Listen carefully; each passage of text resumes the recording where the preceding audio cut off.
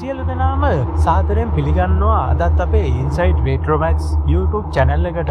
ඉතින් අද අපි අරගෙන අවිල්ලා තියෙන්නේ මේ අවුරුද්දේ අලුතෙන්ම රිලීස් වුණ Fear Street Prom Queen කියන මූවි එක.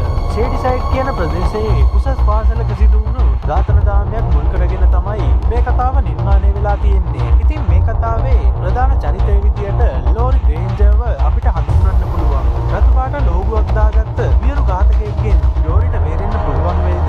එහෙනම් සිනමැක්සර්ස් වැඩි කතා නැතුව අපි යමු අද වීඩියෝ එකට. ඉතින් වෙනද වගේම මේ වීඩියෝ එකේ අවසානයේටත් කොහොමද කියලා කමෙන්ට් එකක් දාගෙන යන්න කියලා ආදරෙන් මතක් කරනවා. එහෙනම් අපි යමු අද කතාවට.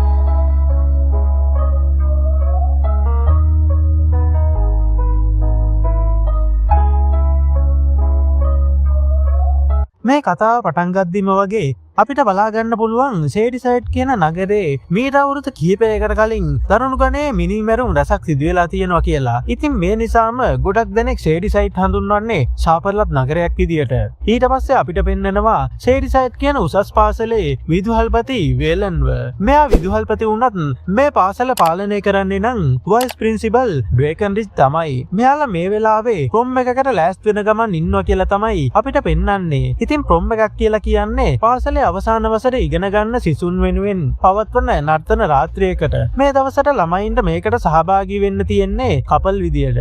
ඒ වගේම තමා මේ ප්‍රොම් එකේදී ප්‍රොම් ක්වීන් කෙනෙක්වත් තෝරන්න තමයි මෙයාලා බලාපොරොත්තුෙන් ඉන්නේ. මේ කියන තරගෙට තරගකාරියෝ 6 දෙනෙක් ඉදිරිපත් වෙලා ඉන්නවා. මේ අය අතරේ අපිට මුලින්ම පෙන්වන්නේ වුල්ෆ්පැක් කියන කණ්ඩායමේ නායකයා විදියට හඳුන්වන ටිෆනි ෆැල්ක්නර්ව. මෙයා ගැන කියනවා නම් මෙයා අහිංසක ළමයින්ව බාල්දු කරලා එයාගේ තත්ත්වය පෙන්වන්න ගොඩක් කැමති කෙනෙක්. ඒ වගේම එයා හිතන් ඉන්නේ ප්‍රොම් ක්වීන් වෙනවා නම් වෙන්න ඕනේ එයා විතරයි කියලා. ඊට පස්සේ දෙවනි තරඟකාරිය විදියට අපිට ක්‍රිස්ටිව පෙන්නනවා. මෙයා මෙහෙම හිටියට ගංජා බිස්නස් එකකුත් කරන ගමන් එයාගේ කොල්ල එක්ක හැමදැනම වගේ ඇවිදිනවා. ක්‍රිස්ටි නම් මේ තරඟෙට එන්නේ වයිස් ප්‍රින්සිපල්ව අවුස්සන්න තියෙන උවමනාවට. ඊට පස්සේ අපිට තුන්වෙනි කෙනා විදියට ලින්ඩාව පෙන්නනවා. ලින්ඩා කියලා කියන්නේ ඉගෙන ගන්න ගොඩක් දක්ෂ කෙනෙක්. ටිෆනි වුණත් එක්සෑම් වලදී ලකුණු ගන්නේ ලින්ඩා හින්දා තමයි. ඉතින් ඊළඟට තමයි කණ්ඩායමේ ඉන්න වාචාලම කෙල්ලෝ පෙන්වන්නේ. ඒ තමයි ඩෙබි. අපිට තව දෙන්නෙක් ඉතුරු වෙලා ඉන්නවා. එයාලගෙන් එක්කෙනෙක් තමයි මෙලිසා. ටිෆනිගේ හැම වැඩක්ම වගේ කරලා දෙන්නේ මෙයා තමයි. ඒ වගේම ටිෆනිගේ විශ්වාසවන්තම කෙනා වෙන්නේ මෙලිසා. අන්තිම කෙනා විදියට අපිට පෙන්වන්නේ මේ කතාවේ ප්‍රධානම චරිතය වන ලෝරි ග්‍රේන්ජර්ව. මෙයා එච්චර ජනප්‍රිය කෙනෙක් නම් නෙවෙයි. ගොඩක් අය මේ ප්‍රොම් එකට සූදානම් වෙද්දි ඒකට අකමැති අයත් ඉන්නවා. එහෙම කෙනෙක් තමයි මේගන් කියන්නේ. මෙයා මත්ද්‍රව්‍ය වලට ඇබ්බැහි වුණ කෙනෙක්. ඒ වගේම හොර ෆිල්ම් වල හොඳම රසිකාවියක්. ලෝරිගේ හොඳම යාළුවා වෙන්නේ මේගන් තමයි. මේගන් මේ ප්‍රොම් එකට අකමැති වුණත් ලෝරිගේ උදව්වට එන්න එයා තීරණය කරනවා. මේ වෙලාවේ අපිට පෙන්නනවා ලෝරිගේ ක්ලාස් ටීචර් වගේම ටිෆනිගේ තාත්තා වන ඩෑන් ෆැල්ක්නර්ව. මේ වෙලාවේ එයා ඉස්කෝලෙන් අයින් වෙන්න ඉන්න ළමයි වගේකට පාඩමක් කියලා දෙන ගමන් තමයි ඉන්නේ. මේ අතරේ ඩෙව්ලින් කියන ළමයා පාඩමට හුම්කම් දෙන්නේ නැති නිසා මේක දකින ටීචර් එයාගෙන් අහනවා එයාගේ අනාගත බලාපොරොත්තු මොකක්ද කියලා. ඉතින් එයාට ඒ ගැන කිසිම අදහසක් නැහැ කියලා තමයි අපිට පෙන්වන්නේ. ඊළඟට ලෝරි ළඟට යන ක්ලාස් ටීචර් එයාගෙනුත් ඒ ප්‍රශ්නේම අහනවා. මේ වෙලාවේ ඒකට උත්තරයක් විදියට මේගන් නම් කියන්නේ එයාට ඕන ලේඛිකාවක් වෙන්න කියලා. එතකොටම වගේ පන්තියේ හැමෝම හයියෙන් hina වෙන්න ගන්නවා. ඊට පස්සේ ඩෙබි කියනවා එයාගේ අම්මා තාත්තගේ මූණට ඇනලා මරපු එක ගැන කතාවක් ලියුවා නම් හරි කියලා. ඒ වෙලාවේ ලෝරි වෙනුවෙන් කතා කරන මේගන් නම් කියන්නේ එයාගේ අම්මා එහෙම දෙයක් කරේ නෑ කියලා. ඒත් එක්කම වගේ ලෝරිගේ හිත රිද්දන්න හිතාගෙන ටිෆනි කියනවා ඔයාගේ තාත්තා අපායටම යන්න ඕනි කියලා. මේ දේවල් වලට තරහ යන මේගන් බෑග් එකෙන් පිහියක් එළියට අරගෙන ටිෆන්ගේ පැත්තට හැරිලා එයාගේ අත මේස උඩින් තියලා පිහියෙන් ගහන ගමන් කියනවා මේකට වග කියන්න ඕනේ ඔයාලා කියලා. මේගන්ගේ අත කැපෙනව දකින්න ළමයි කෑ ගහන්න ගන්නවා. ළමයිව රවට්ටන්න හිතාගෙන විහිළුවක් කරපු මේගන් හයියෙන් hina වෙනවා. මේ වෙලාවේ කෑ ගහලා එයාට බනින්න ක්ලාස් ටීචර් දැම්ම විදුහල්පති කාර්යාලයට යන්න කියනවා. ඊට පස්සේ අපිට පෙන්වන්නේ ලෝරි මේගනුයි දෙන්නම ඉස්කෝල් ඉවර වෙලා ප්‍රොම් එකට ඕන හැඳුම් ගන්න කඩේකට යනවා. ඒ වෙලාවේ මේගන් අහනවා අද රෑ අපි දෙන්න අපේ ගෙදරදී ෆිල්ම් එකක් බලමුද කියලා. ඒත් වෙලාවක් නැහැ කියන ලෝරි කියනවා මම කිෆර්ට කැමතියි කියලා. ඔයා දන්නවනේ ඒ නිසාම මම ප්‍රොම් එකට අඳින්න හොඳ ඇඳුමක් ගන්න හවසට වැඩියෙන් වැඩ කරන්න වෙයි කියලා කියනවා. ඊට පස්සේ ලෝරි එයා පාර්ට් ටයිම් වැඩ කරන රෙස්ටෝරන්ට් එකට යනවා. ඉතින් අම්මට එයාගේ වියදම් තනියෙන් බලා ගන්න බැරි හින්දා තමයි එයා පාර්ට් ටයිම් ජොබ් එකක් කරන්නේ. මේ අතරේ එයා වැඩ කරද්දිම එතනට ටිෆනි එක්ක එයාගේ වුල්ෆ්පැක් කණ්ඩායම එනවා. එතනදී එයාලා නම් කතා වෙන්නේ ශිෂ්‍ය සංගමේ නිල ප්‍රකාශයට අනුව ක්‍රිස්ටිව ප්‍රොම් ක්වීන් විදියට තේරෙන්න යන්නේ කියලා. මේ වෙලාවේ ලෝරි තමයි එයාලගේ කෑම ඕඩර් එක අරන් එතනට එන්නේ. ලෝරි කෑම එක දීලා එතනින් යද්දිම ටිෆනිගේ කණ්ඩායමේ අය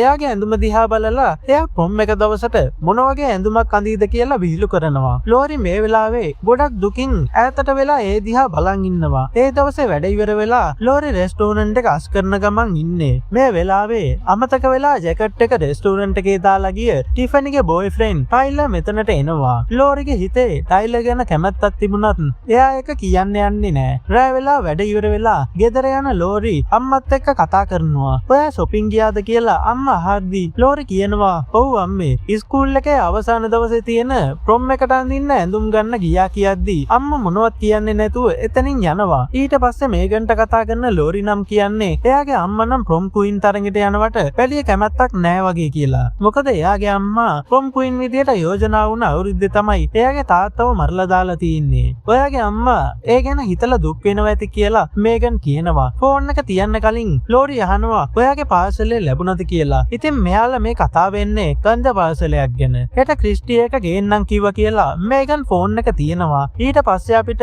ටිෆනිලාගේ ගෙදර වෙන දේ පෙන්නනවා. ටිෆනි මේ වෙලාවේ එයා ප්‍රොම් එකට අඳින්න ඉන්න ඇඳුම ඇඳලා අම්මටයි තාත්තටයි පෙන්නනවා. එයාලා නම් කියන්නේ ඔයා තමයි මේ පාර ප්‍රොම් ක්වීන් වෙන්නේ කියලා. මේ වෙලාවේ ටිෆනිලාගේ ගෙදරට එන මෙලිසත් කියන්නේ ඔයා තමයි අනිවාර්යෙන්ම දිනන්නේ කියලා. මේ වෙලාවේ මටත් ප්‍රොම් එකට අඳින්න ඇඳුමක් නැහැ කියද්දි ටිෆනි යානුව මෙලිසට එයාගේ පරණ ඇඳුමක් දෙන්නම් කියලා දෙන්නම කාමරයට යනවා. ඊට පස්සේ අපිට පෙන්නන්නේ ටිෆනියාගේ යාළුවොත් එක්ක ෆිල්ම් එකක් බලන්න යන ගමන් ඉන්නවා කියලා. එයාලා ෆිල්ම් එක බලන අතරේ මිනිස්සෙක් සැක හිතෙන විදියට බලාගෙන ඉන්නව පෙන්නනවා. මේ ඉන්නේ වෙන කවුරුවත් නෙවෙයි පාසලේ මුරකාරයා. මේ අතරේ ගංජා විකුණමින් ඉන්න ක්‍රිස්ටිව පෙන්නනවා. එතනට කාර් එකේ ආව දෙන්නෙක් පාසල් එක අරගෙන එතනින් ඉක්මනට යනවා. ඊට පස්සේ ක්‍රිස්ටි ගෙදර යන්න පිටත් වෙනව පෙන්නනවා. මේ වෙලාවේ යා තනියම පාළු පාරකින් යන ගමන් ඉද්දි ක්‍රිස්ටිට සද්දයක් ඇහෙනවා. ඒ වෙලාවේ පිටිපස්සේ හැරිලා බැලුවත් කවුරුවත් පේන්න හිටියේ නෑ. කවුද ඔතන ඉන්නේ කියලා ක්‍රිස්ටි අහනවා.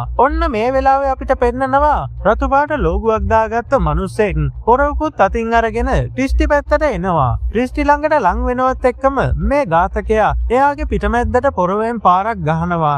ඒත් එක්කම බිම ඇදගෙන වැටෙන ක්‍රිස්ටි ජීවිතේ ඉල්ලුවත් කිසිම අනුකම්පාවක් නැති ඝාතකයා එයාව මරලා දානවා. ඊළඟ දවසේ ඉස්කෝලේදී ටිෆනි ඩෙබි දෙන්න කතා වෙන්න ගන්නවා. ක්‍රිස්ටි ඊයේ මත්ද්‍රව්‍ය ගන්න ගිහිල්ලා එයා ඒව වැඩියෙන් අරගෙන මැරිලාද දන්නේ නැහැ කියලා. මේ වෙලාවේ මෙයාලගේ කණ්ඩායමේ සමාජිකයෙක් වෙන ලින්ඩත් මේ තරඟෙට ඉදිරිපත් වෙන්න හිතාගෙන ලීෆ්ලට් වගේක් ළමයින්ට බෙදනව පෙන්නනවා. මේ අතරේ එතනට එන ලෝරිගේ ක්ලාස් ටීචර් කොම් එකට ඉදිරිපත් වෙලා ඉන්න හැමෝම මේන් හෝල් එකට යන්න කියලා කියනවා. ඉතින් මේ වෙද්දී ඉන්න හැමෝම වගේ හෝල් එකට ඇවිල්ලා ඉන්නවා පෙන්නනවා.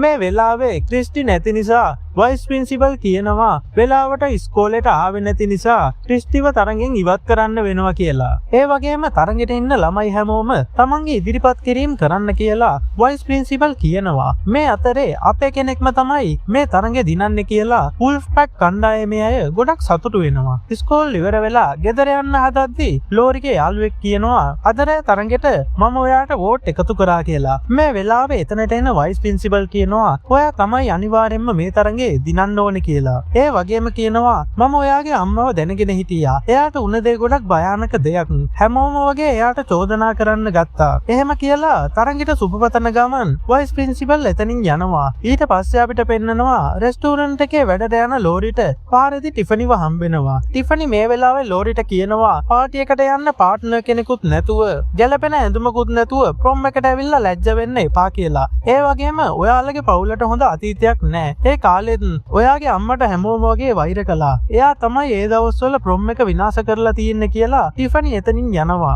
මේ අතරේ මේගන් ක්‍රිස්ටිව හොයාගෙන එයාගේ බොයිෆ්‍රෙන්ඩ්ගේ ගෙදර යනවා. ගිහින් එයා කොහෙද කියලා ඇහුවම මාත් හරියට දන්නේ නැහැ කියලා කියනවා. ඒ වගේම මෙයා කියනවා මට අද ප්‍රොම් එකට යන්න පාසල් එක තාම හම්බුනේ නැහැ කියලා. ඉතින් මෙයා මේ අහන්නේ ගංජා පාසලයක් ගැන. ඊළඟ බඩු ටික ආවම දෙන්නම් කියලා ජිමි දොර වහනවා. ඊට පස්සේ සිද්ධියේදී අපිට ඝාතකයව පෙන්නනවා. මොහුගාව සේඩිසයි 98 කියලා ගහලා තියෙන ඩයරි එකක් තියෙනවා. ප්‍රොම් එක දවසේ ප්‍රොම් ක්වීන් විදියට නම් යෝජනා වෙලා තියෙන ගෑනු ළමයිගේ ෆොටෝස් මේකේ තියෙනවා. මේ වෙලාවේ මේ ඝාතකයා ක්‍රිස්ටිගේ ෆොටෝ එකේ කිසියම් සලකුණක් දානවා පෙන්නනවා. ඊට පස්සේ අපිට ලෝරිව පෙන්නනවා. එයා ප්‍රොම් එක දවසේ හවස රෙස්ටෝරන්ට් එකේ වැඩ කරන ගමන් තමයි ඉන්නේ. ප්‍රොම් එකට යන්න ඕන නිසා ඉක්මනට වැඩ ඉවර කරලා කඩේ අයිතිකාරයාට හේතුව කියලා එතනින් පිටත් වෙනවා. මේ අතරේ ප්‍රොම් එකට සහභාගී වෙන්න ඉන්න ටිෆනි ඇතුළු කණ්ඩායමත් පෙන්නනවා. ටිෆනි ලෝරි දෙන්නම ලෑස්ති වෙලා ඉවර වෙලා ජනේලෙ ළඟට ඇවිල්ලා දෙන්නම ඒ දෙන්න දිහා බලාගෙන ඉන්නවා. මේ වෙලාවේ ලෝරි ළඟට එන අම්මා කියනවා අද ඔයා ගොඩක් ලස්සනයි. මේ තරඟවලට දිනන්න පුළුවන් කියලා සුබ පතනවා.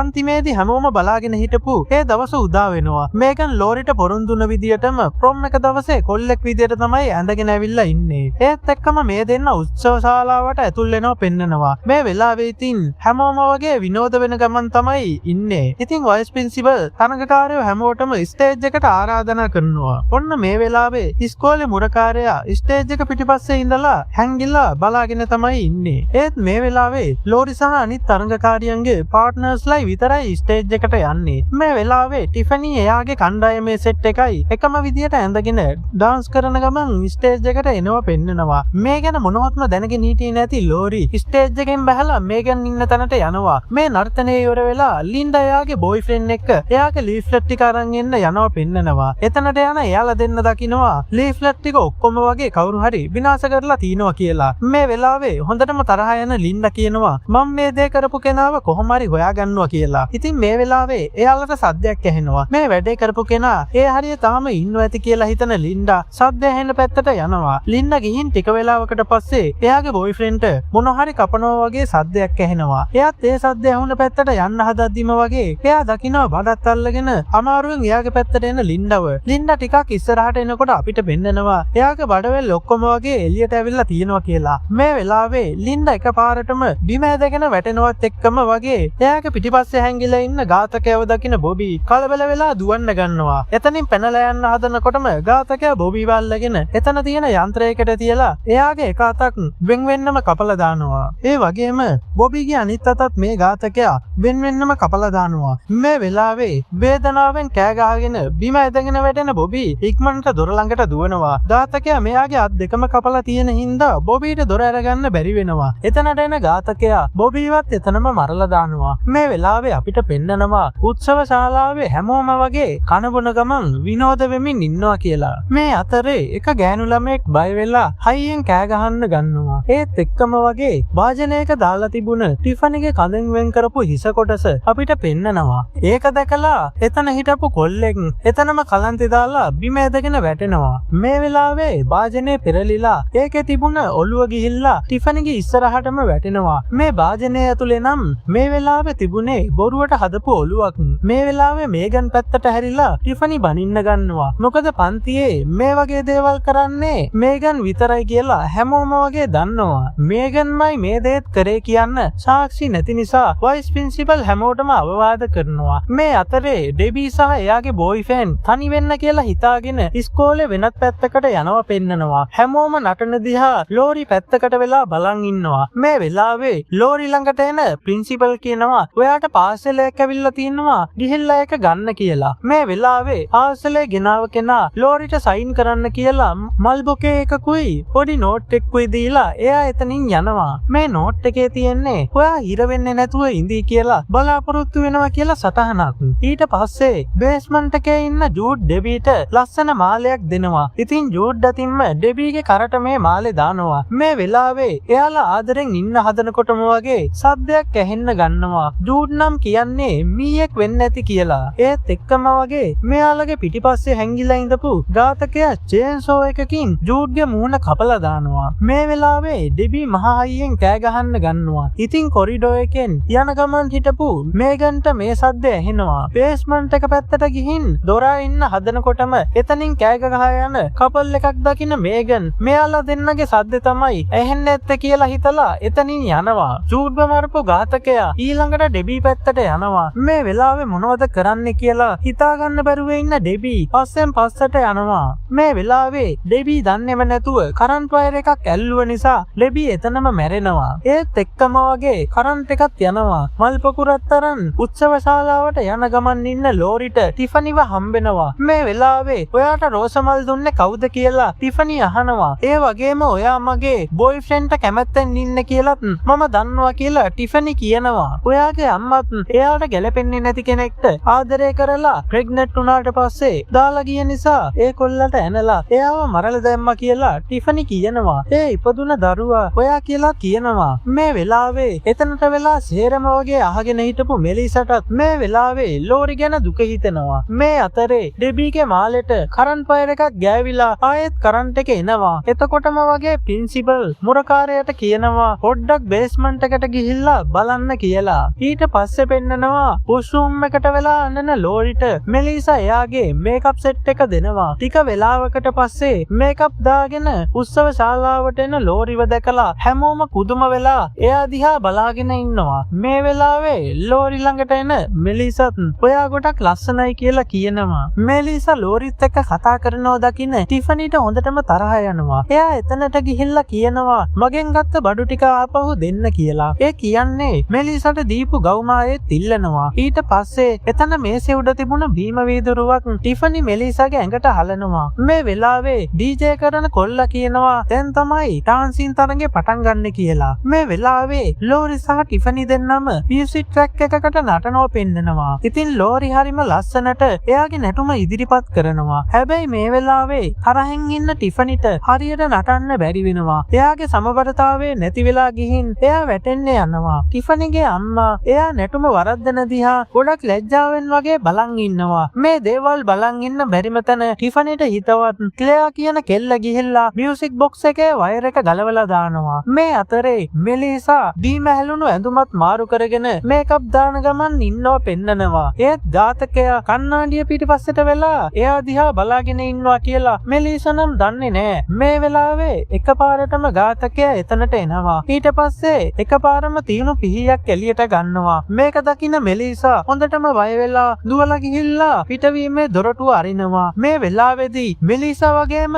මේ කතාව බලන අපිවත් පුදුම වෙනවා. මොකද දොර අරිනවත් එක්කම වගේ තවත් ඝාතකයෙක් එළියේ ඉන්නවා පෙන්නනවා. ඝාතකයෝ දෙන්නට කොටු වෙලා ඉන්න මෙලිසා අනිත් පැත්ත හැරෙනකොටම වගේ මෙලිසාව එලවගෙන ආව ඝාතකයා මූණ මැද්දටම වගේ පිහිපාරක් අනිනවා. ඒ පිහිපාරෙන් එතනම වගේ මැරිලා වැටෙන මෙලිසාගේ මල සිරුරු ඝාතකයෝ දෙන්නම එකතු වෙලා අයින් කරනවා. මේ අතරේ උත්සව ශාලාවේ කොම්කු ඉන්න තෝරන තරඟේ පටන් ගන්නවා. ලෝරි නටන දිහා බලන් හිටියා නේද කියලා ටිෆනි එයාගේ බොයිෆ්‍රෙන්ඩ්ට හොඳටම බනිනවා. අපේ සැලසුම් වලටයි අනාගතයටයි මොකද වෙන්නේ කියලා එයාලා දෙන්නම රණ්ඩු වෙන්න ගන්නවා. මේ වෙලාවේ ටිෆනි කියනවා ඔයා මාව අපහසුතාවයට පත් කරොත් ඒක ඔයාගේත් අවසානේ තමයි කියලා. මේ වෙලාවේ ටිෆනි කියන්නේ මොන වගේ කෙල්ලෙක්ද කියලා තේරුම් ගන්න ටයිලර් මේ සම්බන්ධේ නතර කරන්න තීරණය කරනවා. මේ අතරේ පැත්තකට වෙලා ඉඳගෙන ඉන්න මේගන් දකිනවා ස්පයිඩර් කියන කොල්ලා දුමක් දාන ගමන් ඉන්නවා කියලා. ඉතින් එතනට යන මේගන් කියනවා මටත් පොඩ්ඩක් දෙන්න කියලා. කලබලෙන් වගේ එතනට එන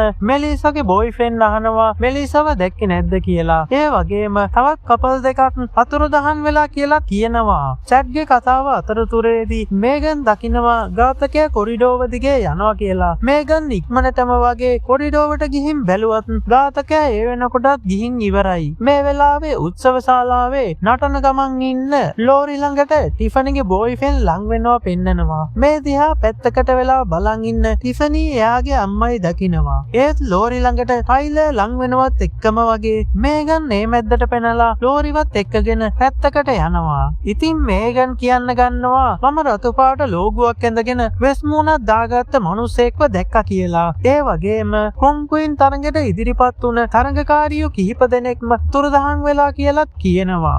මේගන් කියපු දේවල් අහන්න නැති ලෝරි ටයිලර්ත් එක්ක නිදහසේ ඉන්න පුළුවන් තැනකට යනවා පෙන්නනවා. ටික වෙලාවකින් ලෝරිට මේගන් කියපු දේවල් මතක් වෙන්න ගන්නවා. එයා එතනින් යන්න හදනකොටම වගේ ටයිලර් එයාගේ අතින් අල්ලගෙන කියනවා මම හිතුවේ ඔයාට මාව ඕන වුණා කියලා. එහෙම කියනවත් එක්කම වගේ පිටිපස්සේ ඇංගිලා හිටපු ඝාතකයා ඔළුව පසාරු වෙලා යන විදිහට පිහිපාරක් අනිනවා. ඉක්මනටම ක්‍රියාත්මක වෙන ලෝරි එතනින් පැනලා දුවනවා. අපිට පෙන්නනවා මේගනුත් අතුරුදහන් වුණ ළමයි හොයාගෙන බේස්මන්ට් එකට යනවා කියලා. එතනට ගියේ එයා දකිනවා ඉස්කෝලේ බලාගන්න ඉන්න බුරකාරයා පොරපාරක් වැදිලා මැරිලා ඉන්නවා කියලා. මේක දැකපු මේගන් බය වෙලා බිම ඇදගෙන වැටෙනවා. ඒත් එක්කම වගේ පැත්තක තිබුණු ජූඩ්ගේ ඩෙබීගේ මල සිරුරු දකින මේගන් හයියෙන් කෑ ගහන්න ගන්නවා. ඝාතකයෙක්ගෙන් බේරිලා කොරිඩෝව දිගේ දුවගෙන යන ලෝරිට මේ සද්දය ඇහිලා එයත් පඩිපෙළ දිගේ බේස්මන්ට් එකට ආවම බය වෙලා ඉන්න දෙන්නම එකපාරම කියන්න ගන්නවා ඝාතකයෙක් ඉන්නවා කියලා.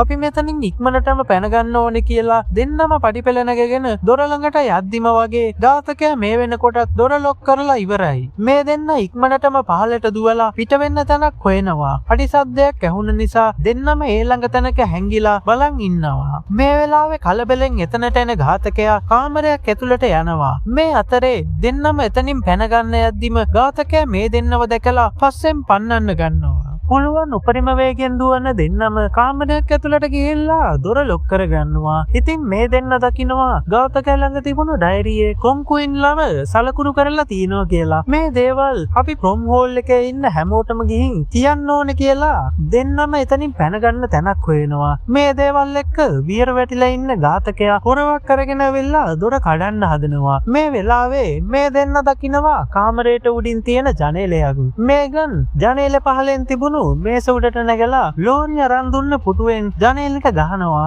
මේ වෙද්දි ඝාතකයා දොර කඩන ගමන් තමයි ඉන්නේ. ජනේලේ වීදුරු බින්දින මේගන් වීදුරු කටුව පැනගෙනම වගේ කවුළුවෙන් එළියට පැන ගන්නවා. ජනේලෙන් එළියට යන මේගන්ගේ කකුල වැදිලා පුටුව පෙරලෙනවත් එක්කම ඝාතකයා කාමරයට ඇතුල් වෙනවා. ලෝරි ළඟට ලං වෙන ඝාතකයාට වීදුරු කටුවකින් අනින ලෝරි මේගන්ගේ උදව්වත් ඇතුව ජනේලෙන් එළියට පැනගන්නේ ඝාතකයාගේ පොරෝපාරෙනුත් බේරෙන ගමන් තමයි. මේ දෙන්න මේ වෙලාවේ කෙලින්ම යන්නේ ප්‍රොම් හෝල් එකේ ඉන්න අයට මේ දේවල් කියන්න හිතාගෙන. මේ වෙද්දි ප්‍රොම් කුයින් වෙන්න කට්ටිය දුන්න වෝට් ඔක්කොම එකතු කරලා ඉවර වෙලා ජයග්‍රාහකයා කියන්න තමයි ලෑස්ති වෙන්නේ. ඝාතකයා මේ වෙනකොට උත්සව ශාලාව පැත්තට එන ගමනුයි ඉන්නේ. ලෝරි හෝල් එකට ඇතුල් වෙනවත් එක්කම වගේ ලෝරිගේ නම ප්‍රොම් කුයින් තරගේ ජයග්‍රාහකයා විදියට නම් කරනවා. මේ දේ ඇහෙනවත් එක්කම වගේ ඉස්සරහට වෙලා ඉන්න ටිෆනි පිස්සුවෙන් වගේ කෑ ගහන්න ගන්නවා. ඝාතකයා උත්සව ශාලාවට ඇතුල් වෙනවා අපිට පෙන්නනවා. ඝාතකයව දකින මේගන් එයාට බනින ගමන් ඉන්න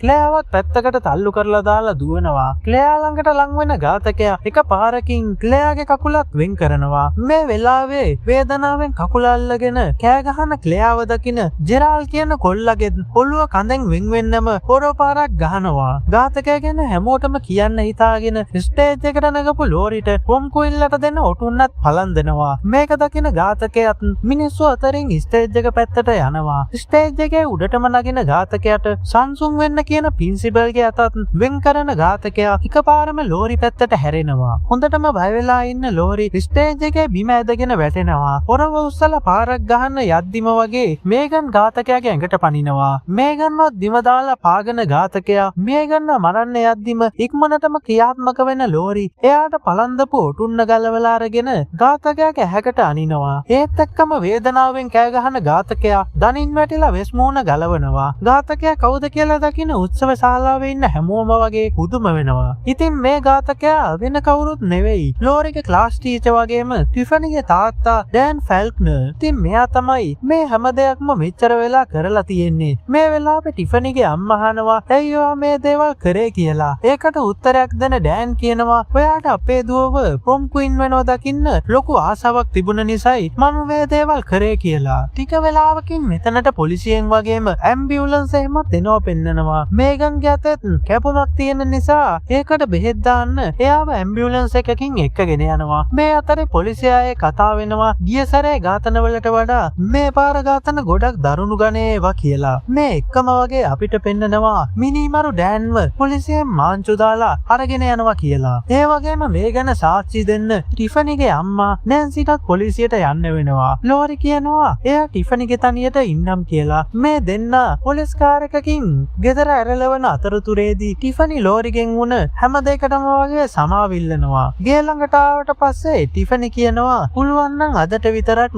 මාව තනි කරන්නේ නැතුව අපේ ගෙදර ඉන්න කියලා. මේ අතරේ පොලිසිය කට උත්තර දෙන ගමන් ඉන්න නැන්සි කියනවා දුව ගෙදර තනියෙන් ඉන්නවා ඇති. මට ඉක්මනට යන්න දෙන්න කියලා. මේ වෙලාවේ ලෝරි සහ ටිෆනි කියන දෙන්නම හොඳටම නිදාගෙන බලාගෙනයි ඉන්නේ. ඉතින් ගෙදරට ඇතුළු වෙන ටිෆනිගේ අම්මගේ අතේ පිහියක් තියෙනවා පෙන්නනවා. ටිෆනිගේ අම්මා හරිපෙළ දිගේ පිහියත් සද්ද කරන ගමන් උඩට යන අතරේ මේ සද්ද ඇහිලා ලෝරිය හැරෙනවා. කාමරෙන් එළියට එන ලෝරි දකින්නවා පිහියක් අතේ තියාගෙන හරිපෙළ උඩට එන ටිෆනිගේ අම්මව. මේ අතරේ නිින්දෙන් ඇහැරලා ලෝරි ගාවට ටිෆනි එනවත් එක්කම වගේ නැන්සි මේ දෙන්නගේ පස්සේ පන්නන්න ගන්නවා. ටිෆනි සහ ලෝරි කියන මේ දෙන්නම ඉක්මනට ගිහින් ඇඳුම් අල්මාරියක් අස්සේ හැංගෙනවා. මේ වෙලාවේ අපි කවුරුත් නොහිතන දෙයක් සිද්ධ වෙනවා. එමීට සාක්කුවට අත දාලා ටිෆනි පීයක් අරගෙන ලෝරිට අනින්න හදනවා. ටිෆනිගෙන් බේරිලා කනලා දුවන ලෝරිට වැඩි දුරක් නම් යන්න වෙන්නේ නැහැ. මොකද මේ වෙලාවේ කාමරේ ඇතුලේ හැංගිලා හිටපු නැන්සි ලෝරිගේ පිටට පීයෙන් අනිනවා. ඒත් එක්කම වගේ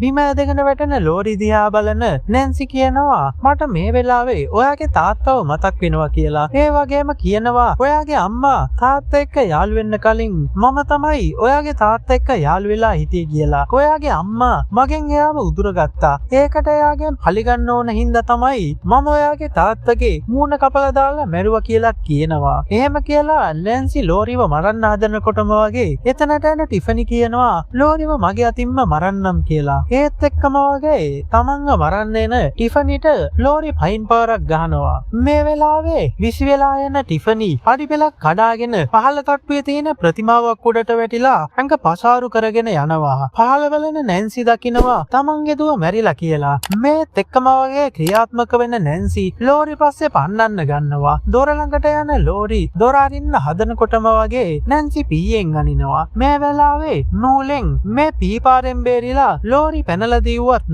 අන්තිමේට යන්න තැනක් නැතුව කුටු වෙනවා. ඉතින් මේ වෙලාවේ වියරුවෙන් වගේ ලෝරි පැත්තට නැන්සි එනවත් එක්කම ළඟ තියෙන කැබිනට් එකේ වීදුරුවක් කඩලා ඇතුලේ තියෙන කුසලානයක් අරගෙන නැන්සිගේ ඔළුවට ලෝරි පාරක් ගහනවා. ලේ පෙරාගෙන ඇදගෙන බිම වැටිලා ඉන්න නැන්සි ලෝරිගෙන් උදව් ඉල්ලනවා. තමන්ගේ පවුල විනාශ කරපු ඝාතකයා දිහා බලන්නේවත් නැතුව ලෝරි ගෙදරින් එළියට යනකොටම නැන්සි කියනවා ඔයාව කවුරුවත් ගණන් ගන්නෙ නෑ. ඔයා කවුරු කියලාද හිතන් ඉන්න කියලා කියනවා. එතකොටම ලෝරි මම තමයි ලෝරි ඩේන්ජර් කියලා එතනින් යනවා. ඉතින් අද අපි අරගෙන ආපු සුපිරිම මූවි එක කොහොමද? ඒක ගැන කමෙන්ට් එකක් දාගෙන යන්න කියලා හැමෝටම ආදරෙන් මතක් කරනවා. එහෙනම් සිනමැක්සර්ස් තවත් දවසක ඉක්මනින්ම හමු වෙමු.